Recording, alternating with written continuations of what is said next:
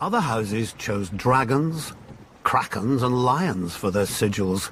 We Tullys took the trout, that most terrifying of fish, especially when it leaps out of the water.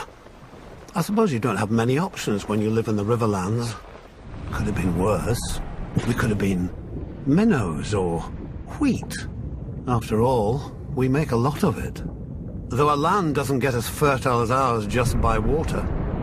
The old river kings, storm kings, and the kings of the rock spilled blood here for thousands of years, squabbling like children over a new toy, until the Ironborn came and spanked them with their axes. Under Harren the Black, their kingdom stretched all the way to the God's Eye, where they built the largest castle Westeros had ever seen. Maesters teach that Harren was a fool, but he had some sense. If you're going to enslave and torture an entire people, you best have thick walls to hide behind. But the very day the last stone was laid in Harrenhal, Aegon Targaryen landed in Westeros. As soon as he saw Aegon's host on the horizon, my ancestor Edmund led the mass desertion of Riverlords to Aegon's side. I doubt Harren even noticed. The problem with huge castles is they blind you to what's outside, both by their size and the arrogance they inspire. Not that the Ironborn ever lacked for that. They take pride in their ignorance of every trapping of civilization, though any baker could have told them that fire turns stone walls into an oven. And so Harren the Black finally lived up to his name, and the Riverlord swept the Ironborn back to the sea.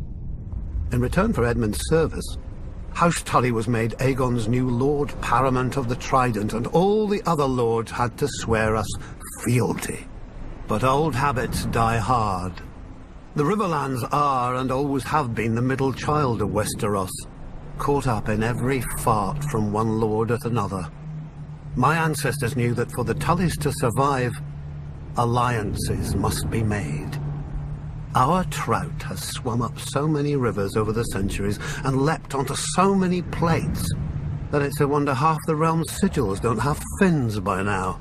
Thus, every Tully child is taught family, duty, honor, the Tully words, and pains in the Tully arse. When I returned from the War of the Ninepenny Kings, people called me Sir Brynden. But my older brother Hoster called me Engaged. A great match with a very rich house, to be sure, but I just fought and killed a great deal of men and had no desire to be told when and whom to marry. I broke ties with him, earning the name Blackfish along with my personal sigil, a much more intimidating black trout. I was too stubborn at the time to realize that while other houses fight with swords, House Tully fights with marriages. Then my niece Catelyn's betrothal to Brandon Stark drew us into the war against the Mad King, while my other niece Lysa's betrothal to Jon Arryn cemented the rebellion. If I'd have obeyed my older brother earlier, we'd have had the largest navy in Westeros with us then as well, and our victory would have been swift. Of course, I never mentioned this fact to my brother. He'd have taken it as an apology. My brother is dead now, and my nephew Edmure rules in Riverrun, God's help us. A trout that can't tell the worm from the hook. But he is a Tully, and he is unmarried, and there is a war. We all know how this story ends. Maybe she'll be beautiful. Maybe she'll be rich. As long as she brings swords and men to House Tully, she could look like the fish we hang all over Riverrun. He'll honor his duty to family and swallow it. One blackfish per family can be overlooked. Two, and we'd have to change all those pretty banners.